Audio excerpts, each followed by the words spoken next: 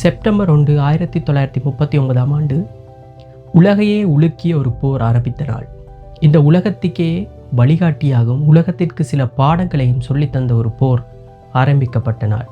உலக வரைபடத்தையே மாற்றிய போர் ஆரம்பித்த நாள். கிட்டத்தட்ட 7 கோடி மக்களின் உயிரை காவு கொண்ட ஒரு போர். அந்த இறந்த 7 கோடியில் பெரும்பாலானோர்கள் ஏன் இறந்தோம் என்பதை அறியாமல் இறந்ததுதான் பரிதாபம். உலக வல்லரசுகளின் ஆதிக்கத்தில் சிக்குண்டு மாண்டு போன அந்த 7 கோடி பேரில் எத்தனை பேரின் குடும்பம், எத்தனை பேரின் வாரிசுகள் இன்றும் இருக்கின்றன என்பதுதான் அந்த உலகப் போரின் வரலாற்று சுவடுகள். ஆம், 2ஆம் உலகப் போர் ஆரம்பித்து இன்று கிட்டத்தட்ட 86 வருடங்கள் ஆகப் போகின்றன. வரும் செப்டம்பர் 1ஆம் தேதியுடன் 1939ஆம் ஆண்டு ஆரம்பித்த அந்த போர் கிட்டத்தட்ட 6 வருடங்கள் நீடித்து 7 கோடி பேர் மக்களை உயிரை காவு கொண்டது. அது ஏன் நடந்தது, எப்படி நடந்தது, என்னென்ன நடந்தது என்பதை இந்த பகுதியில் பார்ப்போம். 2ஆம் உலகப் போரின் ஆரம்பத்தை பார்ப்பதற்கு நாங்கள் முதலில் 1ஆம் உலகப் போரின் முடிவிற்கு செல்ல வேண்டும். 1918ஆம் ஆண்டு 1ஆம் உலகப் போரின் போது ஜெர்மனி சரணடைந்தது. 18ஆம் ஆண்டு அந்த ஜெர்மனி சரணடைந்த போது ஜெர்மனி ஒரு ஒப்பந்தத்தில் கையெழுத்திடும்படி உலக நாடுகளினால் நிர்பந்திக்கப்பட்டது. அந்த ஒப்பந்தத்தின் பெயர்தான் ட்ரீட்டி ஆஃப் வெர்சைல்ஸ். அந்த ஒப்பந்தமானது முக்கியமாக 3 நிபந்தனைகளை கொண்டது. அது 3ம் ஜெர்மனியின் ஆதிக்கத்திற்கு எதிரானது.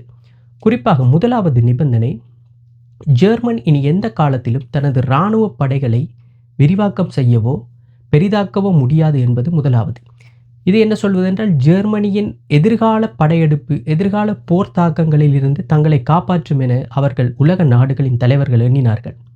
2வது, ஜெர்மனியுடன் சண்டையிட்ட நாடுகள் ஜெர்மனியின் பெரும்பாலான நிலப்பரப்புகளை ஒரு சில துண்டுகளாக பிரித்து தங்கள் வசம் கையகப்படுத்தி கொண்டன. இதன் காரணமாக பெரும்பான்மையாக இருந்த ஜெர்மனியின் நிலப்பரப்புகளை ஜெர்மனி வேறு நாடுகளுக்கு விட்டு கொடுத்து தனது நிலப்பரப்புகளை சுருக்கி கொள்ள வேண்டியிருந்தது. இது 2வது நிபந்தனை. 3வது தான் கொடூரமானது. இந்த போரை, 1வது உலகப் போரை ஆரம்பித்தது ஜெர்மனி என்ற காரணத்தினால் ஜெர்மனி அனைத்து நாடுகளுக்கும் நட்டஈடு வழங்க வேண்டும் என்று சொல்லி ஜெர்மனியிடமிருந்து பெருந்தொகையான நஷ்டஈடு பொருளாகவும் மனித வளங்களாகவும் இயற்கை வளங்களாகவும் மற்ற பல நாடுகளால் சுரண்டப்பட்டது. இது ஜெர்மனியின் என்ன சொல்வது, அடித்தளத்தையே ஆட்டி பார்த்த ஒரு சம்பவம். பொருளாதாரத்தை அதல பாதாளத்துக்கு கொண்டு சென்ற சம்பவம். 1ஆம் உலகப் போரின் பின்னர் ஜெர்மனி வறுமையின் பிடியில் சிக்குவதற்கு காரணமாக இருந்ததே இந்த சம்பவம் தான். என்னை பொறுத்தவரையில் 2ஆம் உலகப் போரின் ஆரம்பத்திற்கு யார் யார் வேணுமென்றாலும் இவ்வளவோ காரணங்கள் சொல்லலாம். ஆனால் அதற்கு முதலாவதான பேஸ் காரணமே இந்த 1ஆம் உலகப் போரின் பின்னர் ஜெர்மனியை மற்ற நாடுகள் நடத்திய விதம்தான் அந்த ஜெர்மனிய மக்களையும் குறிப்பாக ஒரு சர்வாதிகாரியையும் அந்த போருக்கு தூண்டியது என்று நான் கருதுவேன். அந்த முதல் சிறு தீப்பொறிதான் 7 கோடி பேர் மக்களின் உயிரை காவு கொண்டதற்கு காரணமாக இருந்திருக்கும். அந்த 1ஆம் உலகப் போரின் பின்னர் ஜெர்மனியை மற்ற நாடுகள் சமமாக நடத்தி ஜெர்மனிக்கு ஒரு வாய்ப்பை கொடுத்திருந்தால் 2ஆம் உலகப் போர் பெரும்பாலும் தவிர்க்கப்பட்டிருக்கக்கூடிய வாய்ப்புகள் தான் அதிகமாக இருந்தது.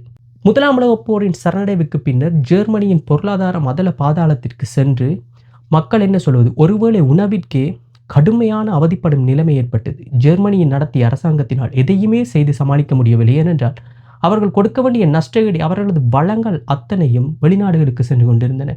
நிலப்பரப்பை இழந்தார்கள், இராணுவம் இல்லை, வளங்கள் செல்கின்றன. என்னதான் செய்வதென்று தெரியாத நிலையில் ஒரு இளைஞர் 1ஆம் உலகப் போரில் ஜெர்மனியின் படையில் ஜெர்மனிக்காக சண்டையிட்டு அதன் பின்னர் ஜெர்மனி சரணடைந்த பின்னர் அதை தாங்கிக் கொள்ள முடியாமல் அதை உள்ளே வைத்து பூட்டி அதை ஒரு தீயாக வளர்த்த ஒரு இளைஞர் மக்கள் மத்தியில் குரல் எழுப்புகிறார். நான் ஜெர்மனியை காப்பாற்றுவேன், இழந்த ஜெர்மனியின் பெருமையை நான் மீட்டுத் தருவேன், இதுவல்ல எங்கள் ஜெர்மனி எங்கேயோ இருக்கிறது என்று சொல்லி மக்கள் மத்தியில் ஒரு ஈர்ப்பை பெற்றார். அவர்தான் அடால்ஃப் ஹிட்லர். பின்னர் சர்வாதிகாரிய மாறிய ஹிட்லர் தான் ஆரம்பத்தில் ஒரு ஜனநாயகவாதியாகவும் மக்கள் விரும்பும் நாயகனாகவும் தென்பட்டார். குறிப்பாக அந்த கஷ்டத்தில், வறுமையில், பசியில் பிடித்த மக்களுக்கு தங்களை காப்பாற்ற ஒரு இரட்சகர், கடவுளின் தூதர் வரமாட்டார்களோ என்று ஏங்கிக் கொண்டிருந்த நிலையில் ஹிட்லரின் இந்த வார்த்தைகள் தைரியத்தை கொடுத்ததுடன் அவர்களுக்கு ஒரு நம்பிக்கையும் கொடுத்து, இவர்தான் எங்கள் தலைவர் என்று அவர்கள் எண்ணும் வகையில் ஹிட்லரின் செயற்பாடுகள் இருந்தது. அதன் வெளிப்பாடுதான் 1930ஆம் ஆண்டு ஹிட்லர் அங்கு நடைபெற்ற தேர்தலில் ஹிட்லரின் நாசி பார்ட்டி வென்று ஆட்சியை கைப்பற்றி அதன் பின்னர் ஹிட்லர் அங்கிருந்த அனைத்து கட்சிகளையும் இல்லாதாக்கி தான் ஒருவர்தான் ஒற்றை தலைவர் ஜெர்மனிக்கென்று முடிசூட்டி கொண்டார். பின்னர் சர்வாதிகாரியாகவும் ஆனார். ஆனால் இதை ஜெர்மனிய மக்கள் ரசித்தார்கள், விரும்பினார்கள். ஹிட்லரின் ஆட்சியை என்ன சொல்வது, பெரும்பான்மையான மக்கள் ஆமோதித்தார்கள். அப்படித்தான் அந்த ஹிட்லரின் ஆட்சி கிட்டத்தட்ட ஒரு 7 வருடங்கள் நடந்தது. இந்த சந்தர்ப்பத்தில் ஜெர்மனியில் ஒலிம்பிக் கூட நடைபெற்ற என்பதுதான் விசித்திரமான சம்பவம். பின்னர் ஹிட்லர் தன்னுடைய நிலைப்பாட்டை மெல்ல மெல்ல மாற்றிக்கொண்டு முதலாவது படியாக 1918ஆம் ஆண்டு ஜெர்மனி கையெழுத்திட்ட அந்த சரணடைவு ஒப்பந்தத்தை கிழித்தெறியும் வகையில் தனது படைகளை பிறப்பித்துக் கொண்டார். கிட்டத்தட்ட புது புது படைப்பிரிவுகள், புதிய ஆயுத வளங்கள், புது புது ஆயுதங்கள், விமானப்படைகள் என்று தனது ஜெர்மனியின் படையை கிட்டத்தட்ட ஐரோப்பாவில் ஒரு பிரான்ஸ் மற்றும் பிரிட்டனுக்கு ஈடுகொடுக்கத்தக்க ஒரு படையணியாக விரிவாக்கம் செய்து கொண்டார். உலகம் இதனை கவனித்துக் கொண்டிருந்தன. ஆனால் உலகம் பெரிதாக ரியாக்ட் பண்ணவில்லை. ஏனென்றால் அவர்கள் இன்னொரு யுத்தத்திற்கு தயாராகவும் இல்லை, இன்னொரு யுத்தத்தை விரும்பவும் இல்லை. ஏனென்றால் முதலாம் உலகப் போரில் அவர்கள் பட்ட அடியிலிருந்து அவர்கள் இன்னும் மீளவே இல்லை. அந்த பொருளாதார அழுத்தம் அவர்களை இன்னும் வாட்டி கொண்டிருந்த நிலையில் இன்னொரு சண்டைக்கு தாங்கள் சென்றால் அழிந்து விடுவோம் என்பதை அறிந்து அவர்கள் என்ன சொல்வது, ஜெர்மனியின் ஹிட்லரின் செயற்பாடுகள் அனைத்தையும் கண்ணும் காணாதது போல் இருந்து போரை தவிர்த்தே வந்தார்கள்.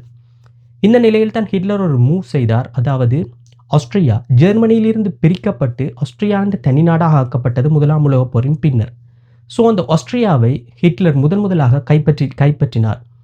அந்த கைப்பற்றலானது எந்த விதமான யுத்தமோ சண்டையோ போரோ ஆயுதங்களோ இல்லாமல் பெரும் அழுத்தத்தை அந்த அரசாங்கத்துக்கு கொடுத்து கைப்பற்றினார். குறிப்பாக என்ன சொல்ல வேண்டுமென்றால், ஜெர்மனிய படைகள் ஆஸ்திரியாவை கைப்பற்றிய பின்னர் ஆஸ்திரியாவில் இருந்த மக்கள் அதை வரவேற்றார்கள். ஏன் சொல்ல வேண்டுமென்றால், குறிப்பாக ஆஸ்திரியாவில் இருந்த மக்கள் உண்மையிலேயே ஒரு ஜெர்மனியர்கள், தங்களை ஒரு ஜெர்மனியர்களாகத்தான் அவர்கள் எப்பொழுதுமே வெளிப்படுத்தி கொண்டார்கள். ஹிட்லரின் படை, ஜெர்மனிய படை ஆஸ்திரியாவினுள்ளே நெருங்கும் போது அவர்கள் பெரும் வரவேற்பை கொடுத்தார்கள். ஆஸ்திரியா ஜெர்மனிய வசமானது. இதை பார்த்த உலகத் தலைவர்கள் ஹிட்லரின் நோக்கம் அந்த முதலாம் உலகப் போரின் போது இழந்த நிலப்பரப்புகளை மீட்பது தான் என்று பெரும்பான்மையான உலகத் தலைவர்கள் எண்ணினார்கள். இருந்தபோதும் பிரிட்டனுக்கு ஒரு சந்தேகம். பிரிட்டன் பிரதமர் நெவல் சாம்ப்ளின் அந்த நேரம் உடனடியாக மூனிச், அதாவது ஜெர்மனியின் முக்கிய நகரத்துக்கு பறந்தார்.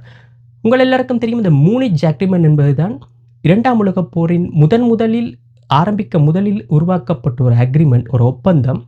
அந்த ஒப்பந்தம் என்ன கூறுகிறது என்றால், ஹிட்லர் செக்கோஸ்லோவாக்கியாவில் இருந்து ஜெர்மனியிடமிருந்து பிரிக்கப்பட்ட நிலப்பகுதிகளை மட்டும் படையெடுத்து சென்று பெற்றுக்கொள்ளலாம் என்றும் அதனை தாண்டி ஒன்றையும் பெறக்கூடாது என்றும் அந்த அக்ரிமெண்டில் சொல்லி அதில் அக்ரிமெண்டில் ஹிட்லரும் கையொப்பமிட்டிருந்தார்.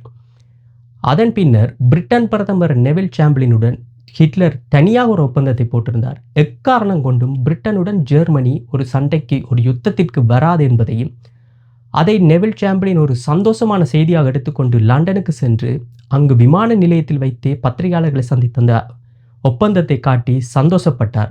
லண்டன் மக்களும் பெருமைப்பட்டார்கள், சந்தோஷப்பட்டார்கள். நாங்கள் ஒரு பெருமளவான போரை நிறுத்திவிட்டோம் என்று சொல்லி.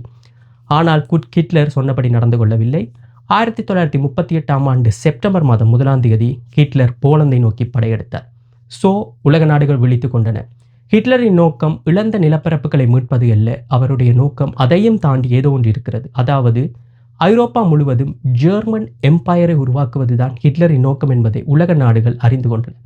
செப்டம்பர் 1 ஹிட்லர் போலந்தை படையெடுத்தவுடன் 2 நாட்களின் பின்னர் பிரான்ஸ் மற்றும் பிரிட்டன் ஜெர்மனிக்கு எதிராக நேரடியாக போரை அறிவித்தது. அதாவது செப்டம்பர் 3 தான் பிரிட்டன் மற்றும் பிரான்சின் ஜெர்மனிக்கு எதிரான போர் அறிவிக்கப்பட்ட நாள். கிட்டத்தட்ட செப்டம்பர் 1 2 நாட்களின் பின்னர் அந்த போர் அறிவிக்கப்பட்டது. அதன் பின்னர் நடைபெற்றது தான் உலக வரலாறு. ஐரோப்பாவில் மட்டும் இந்த போர் ஆரம்பிக்கவில்லை. ஜப்பான் ஆசியாவில் சைனாவை நோக்கி ஒரு படையெடுப்பையும் எடுத்திருந்தது. அதைத் தொடர்ந்து இத்தாலியை அந்த நேரம் ஆட்சி செய்து வந்த சர்வாதிகாரி முசோலினி ஆப்பிரிக்காவில் எதியோப்பியாவை கைப்பற்றி நோக்குடனும் ஒரு படையெடுப்பை முன்னெடுத்திருந்தார். ஸோ இந்த 3 நாடுகளுக்கு உரிய குறிக்கோள் தங்களுடைய நிலப்பரப்புகளை விஸ்தரித்து கொண்டு தங்களது எம்பையரை உருவாக்குவது தான். ஸோ இவர்கள் 3 பேரும் கூட்டாக சேர்ந்து, அதாவது ஜெர்மனி, இத்தாலி மற்றும் ஜப்பான், அவர்கள் 3 பேரும் சேர்ந்து ஒரு கூட்டமைப்பை உருவாக்கினார். அந்த கூட்டமைப்பின் பேர் தான் ஆக்சிஸ் பவர். இந்த வேர்ல்டு வார் 2 ஆனது ஆக்சிஸ் பவருக்கும் அலைஸ் பவருக்கும் இடையில் நடந்த சண்டை தான். இந்த அலைஸ் பவரில் யார் யார் இருந்தார்கள்? பிரான்ஸ், பிரிட்டன், பின்னர் சோவியத் யூனியன், இறுதியாக அமெரிக்கா. அலைஸ் பவரும் ஆக்சிஸ் பவரும் சண்டையிட்டு கொண்டு 7 கோடி மக்களை கொண்ட கதை தான் இந்த வேர்ல்டு வார் 2.